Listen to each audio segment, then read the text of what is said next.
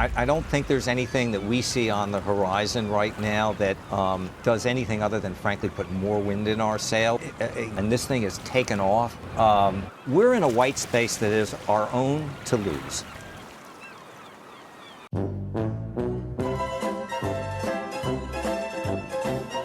Is anyone truly, really, honestly surprised that Quibi is shutting down? Any takers?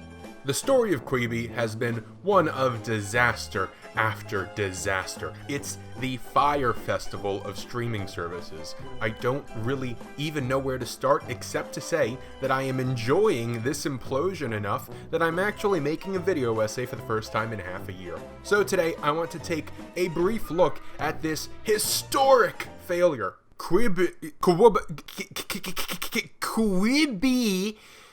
is the brainchild of Jeffrey Katzenberg, the one-time chair of Walt Disney Studios and the co-founder of DreamWorks Animation, along with Meg Whitman, former CEO of Hewlett-Packard, who also spent time as an executive at both Disney and DreamWorks. Originally titled New TV, which is a much better name than Quibi, they first announced their venture in August of 2018, joining an already crowded field of streaming services in development. New TV sought to set themselves apart by focusing on short-form, Hollywood-quality content for mobile devices with a target demographic of 18 to 34-year-olds.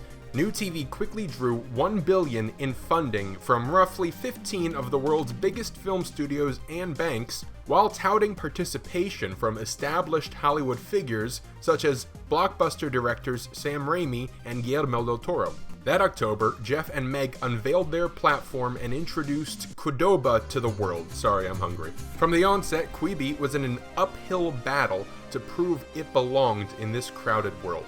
The project was approached with skepticism from pretty much all angles. No one was quite convinced that what Jeff and Meg were building was a product that customers were demanding.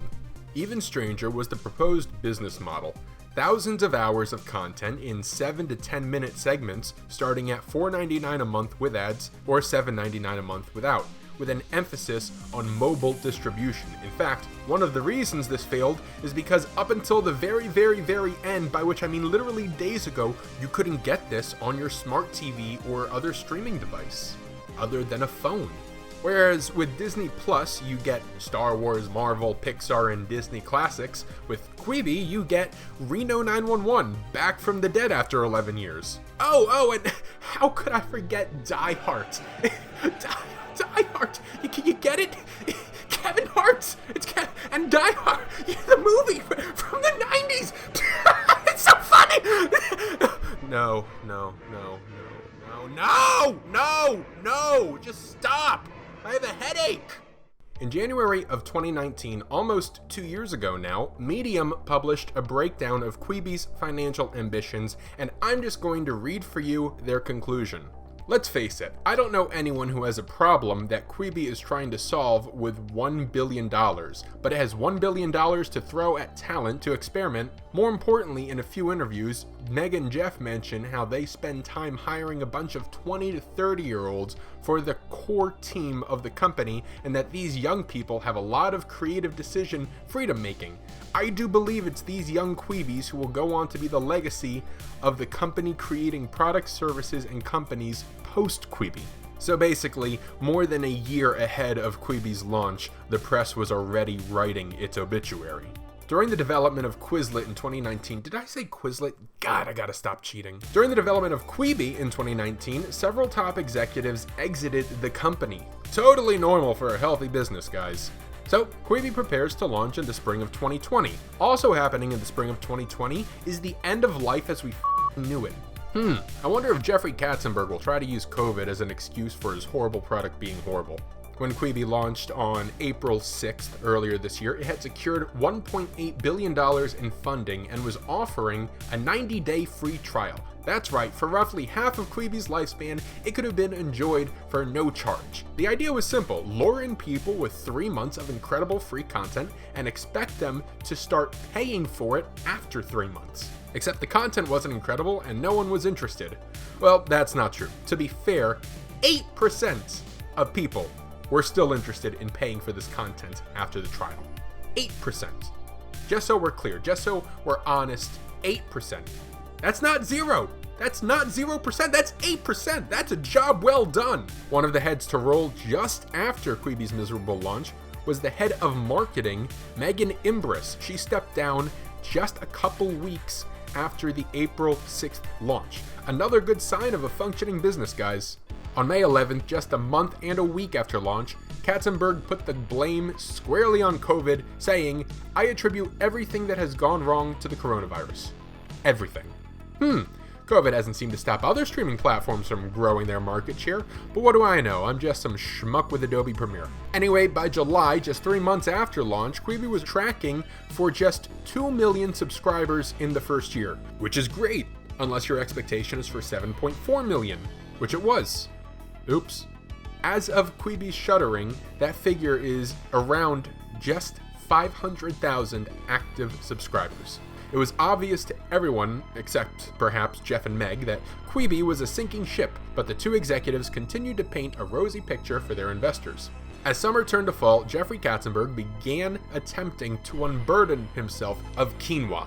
Wait, nope, that's a flowering plant. Sorry, I need to eat. Jeffrey offered Quibi's content to both NBC Universal and Facebook, but both passed on bailing out Jeff.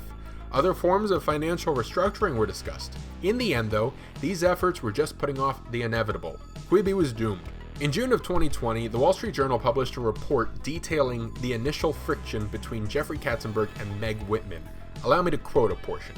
In May of 2018, she laid out a list of problems to Mr. Katzenberg. He had been dictatorial, treating her like one of his underlings. He interrupted employees, including her, in meetings. His interactions at the company had often been belittling and demeaning. He had a tendency to micromanage. He wasn't letting her be a true CEO. After reading that, and now knowing how turbulent this venture was before even being made public, again, this was back in May of 2018, is it any surprise that this has all come crashing down? Is there anyone who really wanted to pay $8 a month to watch a backyard remake of The Princess Bride on their phone? Did we need a remake of The Fugitive split into 14 pieces? Everyone knew Quibi was going to fail. Every single person. Of all the streaming services we have seen in the past decade, it is by far the most ill-conceived. And in just half a year, almost $2 billion in investment has up and vanished. So what's next? Quibi still has thousands of hours of content yet to be released. Did you know they were going to launch a Will Smith comedy show? Well, not anymore. Or what about Steven Spielberg's After Dark horror series? Sucks to suck, Steven, doesn't it? Well, it's possible this content sees the light of day elsewhere. That is, if it was even produced, and there are no guarantees. In all seriousness, though, this failure is a true tragedy. In the middle of a pandemic, jobs will be lost and lives will be upheaved. It's not easy for anyone involved in this 2-year experiment, but it was inevitable. Please subscribe to my channel if you enjoyed this video. Give it a like. Comment below.